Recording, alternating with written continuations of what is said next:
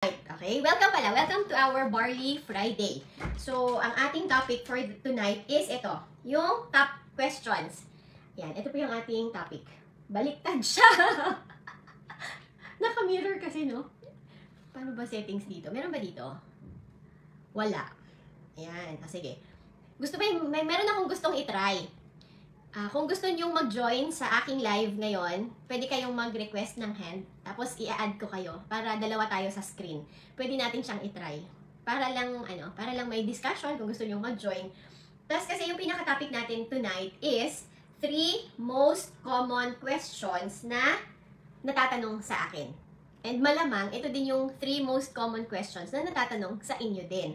Ano ba yung mga questions na yan? Number 1, yan, sige po, habang nag-i-intro tayo, kindly please tag your members, okay? So, kahit hindi pa sila member, kahit user pa lang po, okay lang na ipa-join sa group natin. Ang importante, umiinom talaga po sila ng barley. Kasi kung hindi pa sila member, pag na-educate po sila, and pag naintindihan po nila yung barley, then hopefully, magiging member sila. Kasi in the past, may mga ganun na po tayong cases na in-invite nila, hindi pa member, pero gumagamit na po ng barley. Wag lang po yung talagang walang kaalam-alam, tapos bigla nyo lang in-invite sa group. Kasi ang group po natin is to educate users na ng barley. So yung hindi pa po user, kayo po muna ang mag-educate sa kanila kung ano po yung barley, okay? Tapos, pag bumili na sila sa inyo ng 1 or 2 boxes, tapos sabihin nila, itatry ko muna, pwede nyo na po silang i-add. Basta ang importante po, umiinom na talaga, kahit hindi pa member, okay? Tapos tulungan ko kayo na hopefully pag na-educate sila, then mag-decide na silang mag-member. Ayan, so yun po yung gagawin natin. Hindi po yung wala talaga silang kaalam-alam, tapos i-add nyo sila dito, mamaya sabihin na scam na naman sila. Okay? So, yun po yun. Ayan, sige. So, amazing morning and Coach Diana, mentor. Ayan, so thank you sa pagtatag sa mga kasama nyo, okay? So, question number 1. Ready na ba kayo? Pakisulat naman, I am ready. Yun. Kasi kailangan ready kayo. Kasi sayang naman yung time to learn kung hindi kayo ready to learn, di ba? Yan, sige. So, question number 1, masisira ba ang kidney ko if araw-araw akong uminom ng barley? Yan. So, masisira ba daw yung kidney? Okay? Sige, so that's question number 1. Masisira ba ang kidney? Bago ko ibigay sa inyo yung sagot, alamin muna natin. Ano ba yung trabaho ng kidney? Okay? So, ito po yun. So, syempre, ito po yung sasabihin ko sa inyo, based po ito on research. Okay? Different sources, pero in authority din po sila na magsabi because mga doctors din sila, mga nephro, yun. So, yun po yung aking sources.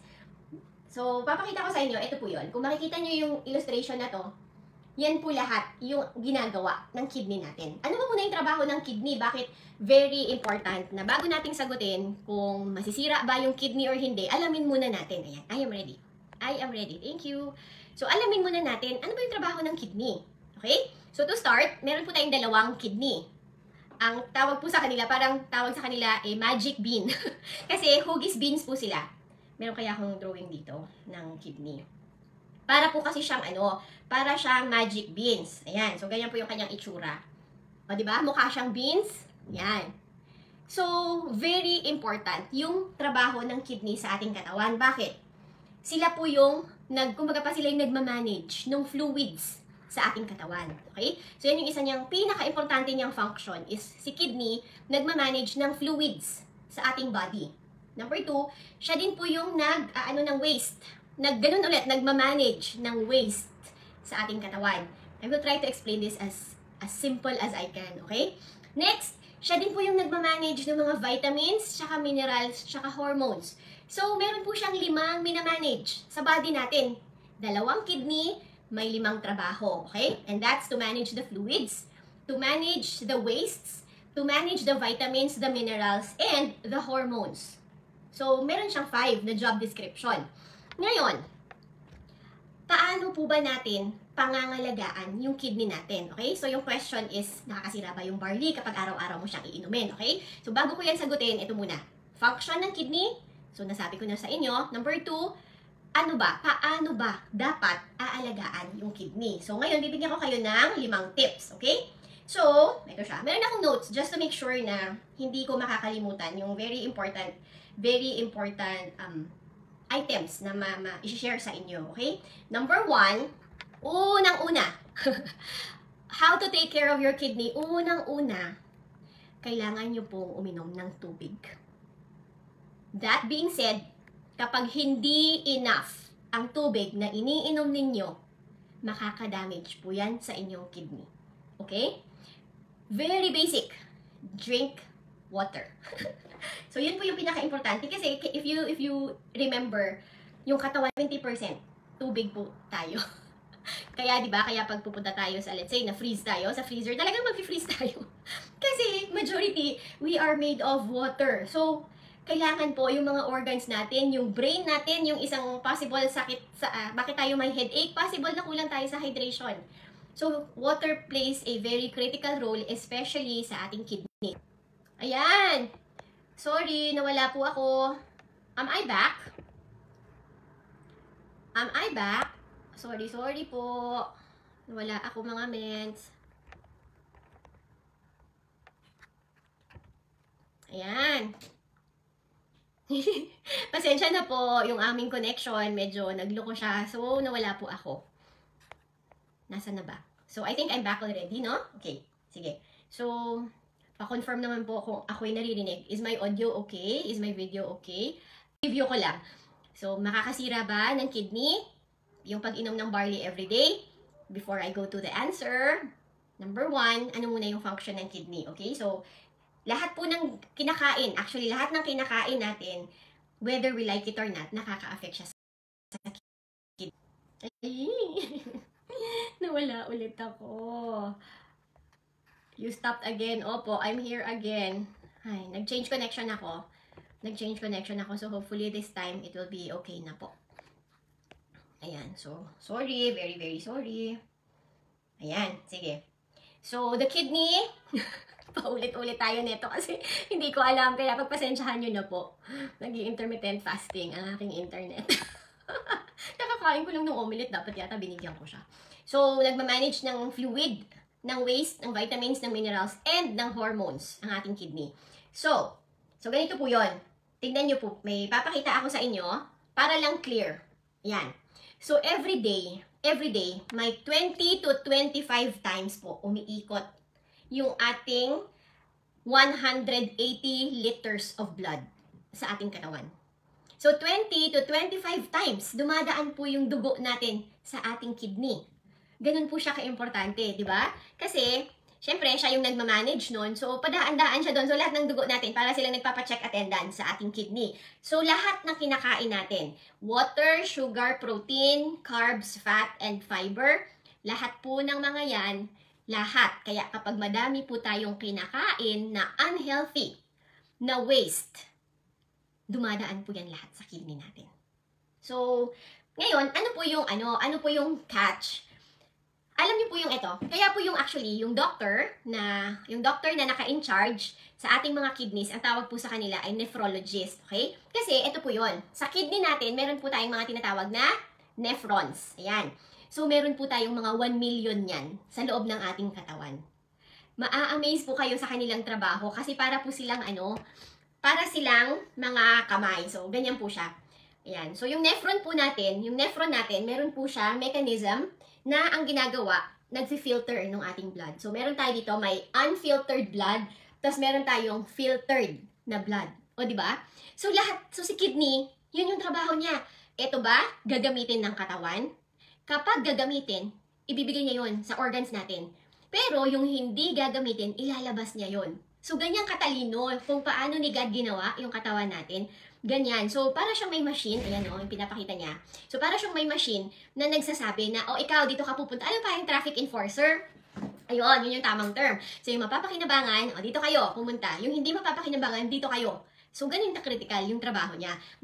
Kaya yung function niya, kapag hindi natin naaalagaan yung ating kidney, pag hindi enough yung water na iniinom natin, then hindi siya makakagawa ng kanyang trabaho. Kasi yun po yung main job niya sa body natin. Para siyang traffic enforcer. Ikaw, waste ka, dito ka. Lalabas ka sa ihi. Ayun. Ikaw, nutrient ka, dito ka. Pupunta ka sa organs, babalik ka dun sa dugo. Ayan. So, yun po yun. So, may exit. Kaya siya very important. Ngayon, Ano daw po ba mangyayari kapag ang iniinom natin na tubig ay tama? Ngayon, pag enough yung water sa ating katawan, yun po yung kanyang ginagamit. Pang-rotate. Ayan, pang-rotate. Para simple yung language. Pero, kapag hindi naman po enough, pagkukonti naman yung ating water, doon po natin makikita na nagyayelo yung ihi natin. Warning sign na po yan sa inyo. Umiinom man kayo ng barley or hindi, basta po ang inyong ihi ay ganitong kulay. Talaga namang nag-yellow ako, na timing lang po. Kapag yung ihi po ninyo ay yellowish niya, ayan o, warning sign na po yan na hindi po enough ang inyong hydration. Which means, dapat alam nyo, parang pag ikaw yung may-ari ng iyong katawan, pag ihi mo later, o sige nga, mag-break tayo saglit, punta kayo sa CR, you take a short break, tignan nyo po yung inyong ihi. Kapag yellow po ang kulay niyan, then it's already a warning sign for you. Sinasabihan ka na po ni kidney mo, hindi enough yung hydration mo, so uminom ka ng tubig. Depende po kung gaano po kayo kalaki, 1.5 to 2 liters, or 2 liters to 2.5, or 2.5 to 3 liters. Depende po yan kung gaano kayo kalaki. Tapos, depende rin po sa inyong activity, kasi yung iba, mas hindi naman masyadong lumalabas or pinagpapawisan, so mas hindi ganun kadami. Pero kapag malaki, let's say kagaya ko po kayo na hindi masyadong malaki, mga 1.5 to 2 liters na water. Tignan niyo po yung inyong ihi kasi kailangan po, nasa mga ano lang siya, hindi naman siya super clear, but a little bit, may konti lang siyang color na yellow. Hindi po yung ganito na yellow, hindi po ganyan. Kasi warning sign na po yan, okay? So, are you learning po ba? Are you learning po ba, mga mets?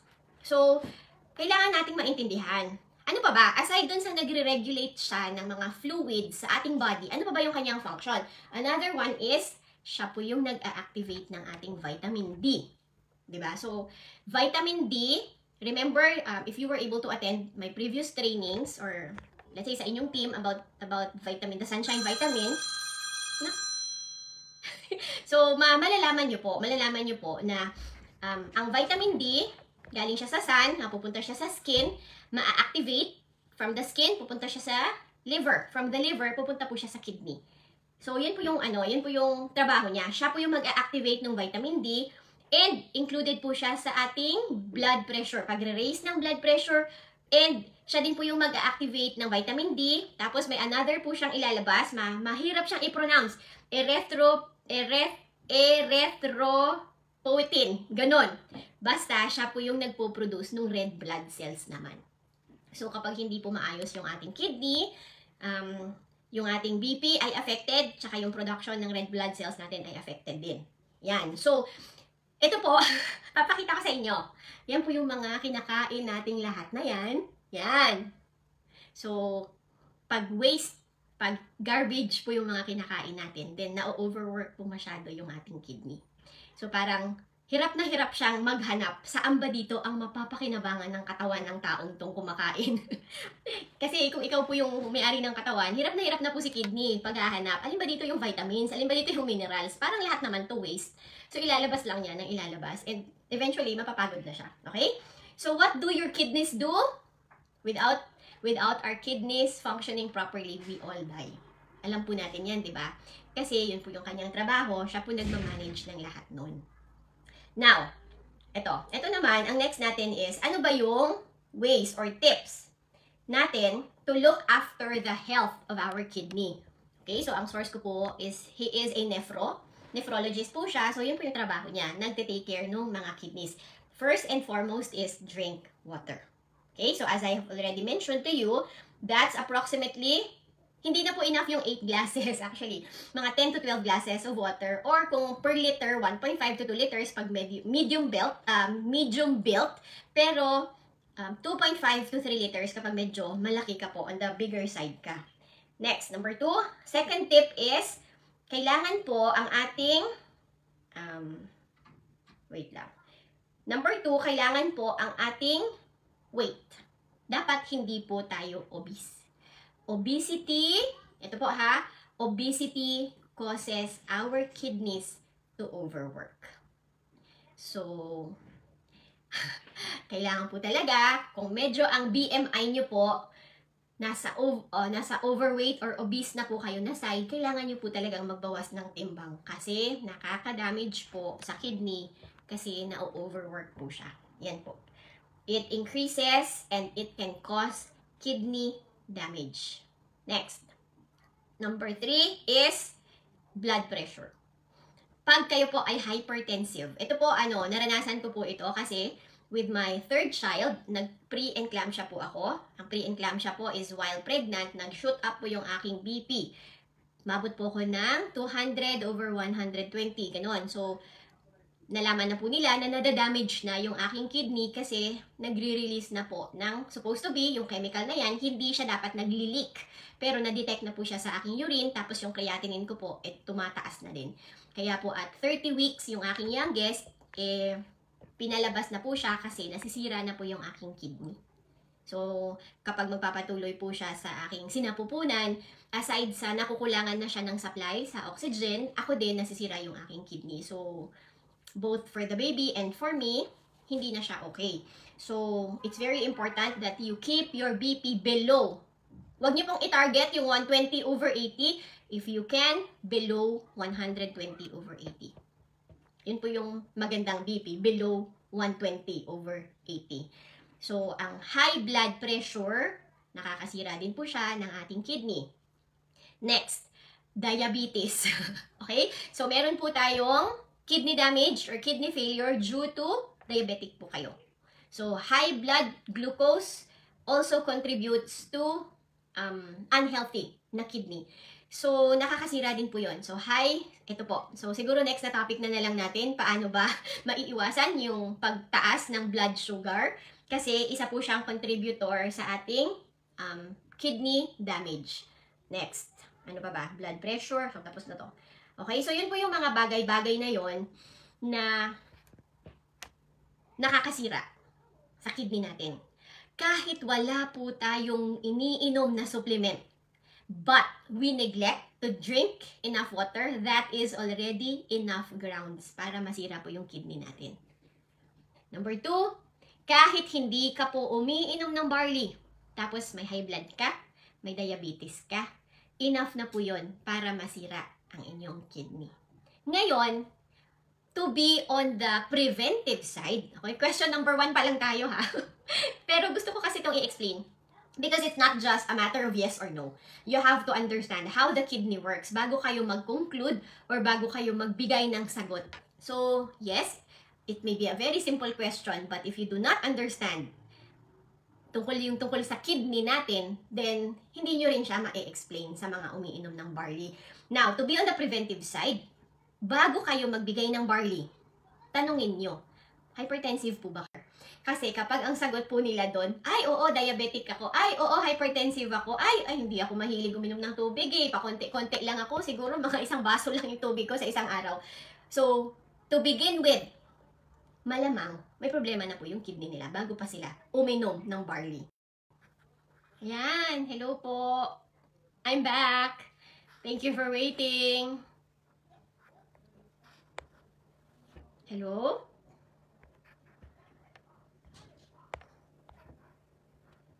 Saan po ba ako nawala?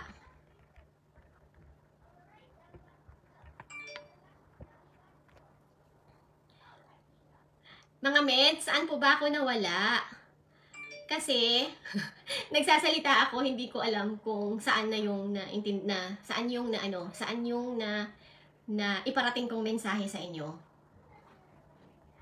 Ayan. As I was saying, sige, so try ko na lang i-recap yung previous kong sinabi. Ayan, I am learning. Salamat naman po at kayo ay learning. Ayan. Sige, so, learning. Thank you. So, yun po yung aking sinasabi na bago pa po sila mag-take ng barley, baka po kasi may problema na po talaga yung kidney nila.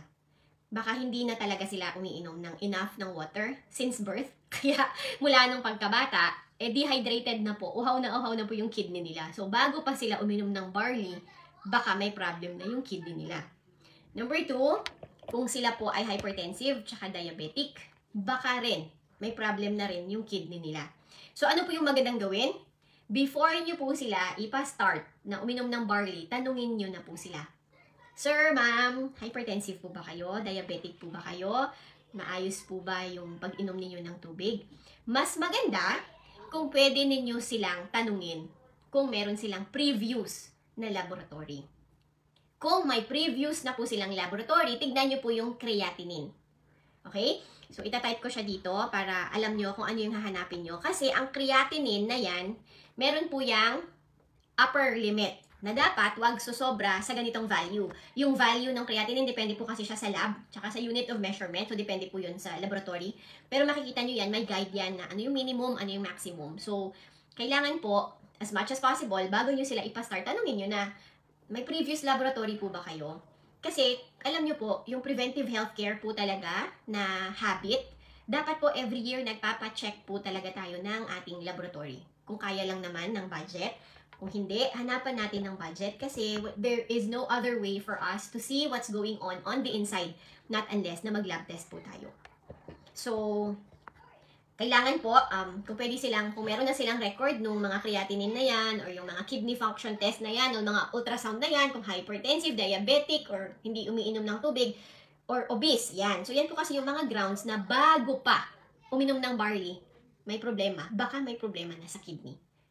Sinisisi lang sa barley. Na not necessarily actually barley. Kahit ibang supplement yung iniinom. Okay? Kasi the mere fact na hindi ka umiinom ng tubig, enough water, grounds na po yan para masira ang inyong kidney. Okay? Now, for the sugar levels, make sure ito yung comedy dito. Kasi sa traditional medicine, tina-target nila is below 200 post-meal. Pero, pag sa preventive healthcare po, dapat below 140. Mas maganda. Lalo na kung diabetic ka, huwag ka na magpapasobra sa 140 dun sa blood glucose.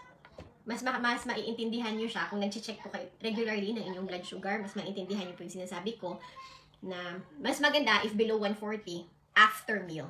Huwag nyo na pong paabutin sa 200. Okay?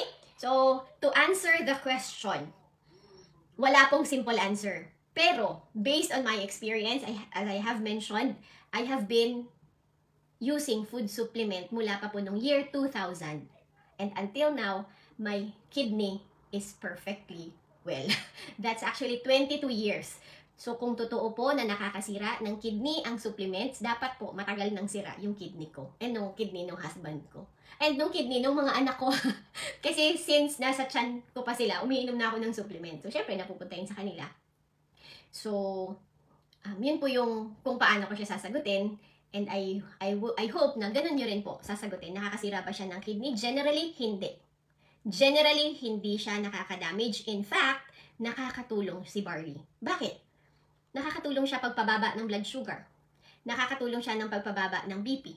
Nakakatulong siya ng pagdi-detox. Eh, yung mga madudumi sa katawan, yung high blood, yung diabetes, yun po yung nagpapasira ng kidney.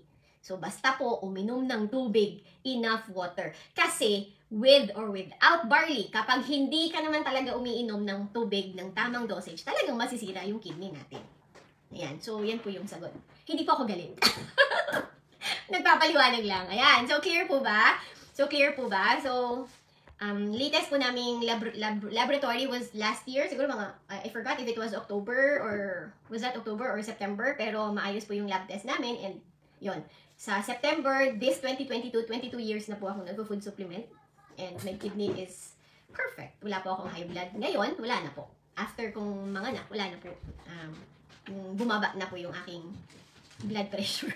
Nasa mga 117 or 112, ganun po yung BP ko. Over 75, over 70, ganun. So, sobrang perfect. Next question. Question number 2. Mag-overdose ba ako kapag more than 1 sachet ang iinumin ko ng barley araw-araw? Hindi po. Okay? Wala pong overdose. Kung meron man, ito po ha, kung meron man, number 1, mag-LBM ka lang. Kasi madami po si barley yung content ng water-soluble vitamin. Example, high po siya in vitamin C. So kapag napasobra, pag sinasabi po natin walang overdose kasi ang iba, takot na takot sila na sumobra sa 1 sachet. Kahit na mag 2 sachets, natatakot sila. Personally po, umabot na po ako ng mga 8 to 10 sachets in 1 day kapag tapos naka-breakdown po yun ng every every 3 to 4 hours. Saka lang po ako nag 2 sachets, tapos after another 3 to 4 hours, another 2 sachets, another 3 to 4 hours, another 2 sachets. So, ganun po yung nagawa ko na. Kasi, kapag medyo pagod yung katawan, like dati, pag may mga training, pag dumadating po yung mga top mentor sa Bacolod, so ako po yung sumasama sa kanila. So, nagtitraining po kami hanggang 3 o'clock, 4 o'clock. Plus, the next day, may mga anak pa po akong ihatid sa school, may IBC pa pong bubuksan. So, pag continuous po yung ganon, ka-heavy na activity, mga 5 days, syempre, pagod na pagod yung katawan. Over the weekend, magpapahinga po ako, tapos mag-high dose ako ng barley, tapos more or less, matutulog ako ng mga 1.5 days recovery time para makabawi po yung aking katawan sa pagod na pinagdaanan ko the previous week. So, wala po. So, kung natatakot kayo, then just take it slowly. 1 sachet ka muna, tapos try mo gawing 2 sachets, tapos 3 sachets, 4 sachets, hanggat malalaman mo naman po kasi sa katawan mo kung until how many sachets matotolerate ng body mo. But, pag sumobra po, iihi mo lang po yan. Now, kung may problem ka na sa kidney na existing, okay, pag may existing ka ng problem sa kidney, yun po yung babantayan lang. Kasi, kidney patients, they have a limit kung ilang liters of water lang. Sa mga patients po natin sa community, mga na-handle natin ng mga challengers, or even before pa po, pag meron po silang CKD, or chronic kidney damage, nililimit po yung water or total liquid intake nila sa mga 1.2 liters kasi nga po, hindi na siya napaprocess ng kidney ng maayos. So, hindi na niya natatapon, hindi na niya na-allocate sa tamang lugar. Kaya very critical na maalagaan po natin yung ating kidney bago pa po siya masira. So, ngayon, let's say, yung mga sakit sa likod na yan, pag meron kayong repetitive na UTI, hindi na po yan biro. Kasi paulit-ulit na bacterial infection. Magpa-check na po kayo kasi baka pwede na po kayong diabetic or pwede na po kayong may kidney stones. Yun po yung mga initial symptoms. Kapag paulit-ulit yung bacterial infection ninyo, you really have to wonder, bakit kaya ako laging may UTI? Diba? So, it's not just a matter of kulang lang sa water kasi baka umiinom ka naman ng water, diba? Pero, bakit kaya pabalik-balik yung infection ko? Kahit hindi kayo nilalagnat, pero yung ihi nyo medyo, medyo mabula-bula, tapos medyo foggy, or medyo may smell na siya, magpa-check na po kayo, urinalysis. Nasa mga, siguro 40-60 pesos lang po yung urinalysis para makita nyo. May mga cases tayo na, sobrang taas na ng infection, pero hindi na-detect. Hindi siya nilalagnat, walang sakit na nararamdaman. Pero, nung nalaman niya na sobrang taas na ng infection level niya, after niyan, saka nakaramdam siya ng sakit sa mga likod-likod. Pag hindi nyo ma-explain na may sakit-sakit sa lower back, yun. Yung possibility nun, UTI na yun. So, either sobrang tagal nyo nakaupo na hindi kayo tumatayo-tayo, or kulang kayo sa water, or may kidney stones kayo, or diabetic na kayo. Kapag paulit-ulit na po yung inyong UTI. So, you take that seriously. Kasi kapag hindi na po okay yung function ng ating kidney, mahihirapan na po siyang mag-distribute kahit gaano pa kadami sustansya ang ilagay natin sa ating katawan, hindi na niya mapaprocess. So, to answer the question, mag-overdose ka ba with barley? Hindi po. The regular intake na mga kahit na one box a day ka, okay lang po siya. Just divide it into divided dosage. But, if you have an existing kidney damage, it's really more of the potassium and as well as fluids na umiikot sa katawan mo kasi hindi na siya mapaprocess ng maayos. Okay, next question. Last question, number 3. Kailan po ba ang best time to take Amazing Barley? Before or after meal, AM or PM? Kapag may ulcer ka po, acid reflux, best to take it upon waking up. Parang general, best to take it upon waking up. And pero within the day, okay lang naman na i-take mo siya after meals. Wag lang po yung immediate, kunyari kakain ka ngayon, tapos talagang gagawin mo ng juice yung barley. Mas maganda na empty stomach kasi mas ma-absorb mo siya. However, kung kailangan mong uminom, let's say, minsan in the afternoon, umiinom ako, mga 2 hours after eating, ganun, umiinom ako. So, okay lang din yun. You can drink whenever you need it, but to maximize kasi syempre, mas na-absorb ng katawan natin ang nutrients kapag walang harang, di ba? Kapag yung talagang yung empty stomach. Lalo na po kung may hyperacidity. Lalo na kapag meron kayong ulcer or meron kayong acid reflux, mas maganda you drink it upon waking up. So, usually po, yung nakasanayan na routine namin, na isi-share ko lang sa inyo, is upon waking up, umiinom po kami tubig. Tubig po agad yung iniinom namin. How much water? Depende po kung how much yung matitake ninyo. But ako, I have this water bottle beside me na yun, pagkagising, inom, tapos ihi. Tapos, paglabas dito sa labas, either, depende po din sa aking mood, either iinom ako ng capsules. Kapag capsules, barley capsules po yung iinumin nyo, more or less, mga 6 capsules po ang equivalent ng 1 sachet. So, pwede pong mag 6 capsules muna ako. Tapos, yun, yung, kung ano na yung either kakain ba ako or hindi, or magme-milky barley ba ako or hindi. So, depende na po yun. Pero, ganun na po yung routine namin. Pagkagising, kahit sa mga anak ko po, ganun na po lahat kami sa bahay. Pagkagising, water. And after ng water, dyan na po yung pag-inom ng barley. Agad, para hindi siya nakakalimutan. Even before pa po kayo mag-toothbrush, ang pangit po ng barley sa panlasa, kapag kaka-toothbrush mo. So, inom na po agad ng water. Ayan. So, yan po yung 3 questions. And I hope na may natutunan kayo ngayong gabi. You can invite your users to join the community, pero dapat po users na sila ng Barley, kahit hindi member, okay lang. And if ikaw ay nanonood, tas hindi ka pa member, mas maganda po na magpa-member ka. Kasi, number 1, makukuha mo siya at a lesser discount. And number 2, pag continue kang umiinom ng barley, gaganda ka po talaga. Gaganda po and babata yung internal organs mo. Ang laki tulong talaga ng barley. Like for our family, since 2017, umiinom na po kami. So, kung sino po yung nag-invite sa inyo, sa group natin, maganda po na ano na kayo, magpa-member na. Kasi syempre, wala namang mawawala. Kasi nutrients yun eh. Nutrients talaga siya na napapasok sa katawan natin. So, it's really very beneficial. And we have already tested and proven that for many, many years. Yan. So, wag po kayong matakot na uminom ng barley. Pagkain lang po yan, hindi po yan gamot. It's just a super food. Para lang siyang times 10. Kasi super na food na siya. Okay? With vitamins, minerals, enzymes, and amino acids. So, hopefully, you have a lot of takeaways this evening. Pwede nyo pong isulat sa comment kung ano po yung inyong mga aha moment na pwede nyo ma-share sa inyong mga clients. So, God bless you everyone. Thank you for joining me tonight. I'll see you next Barley Friday. O, diba? Bye!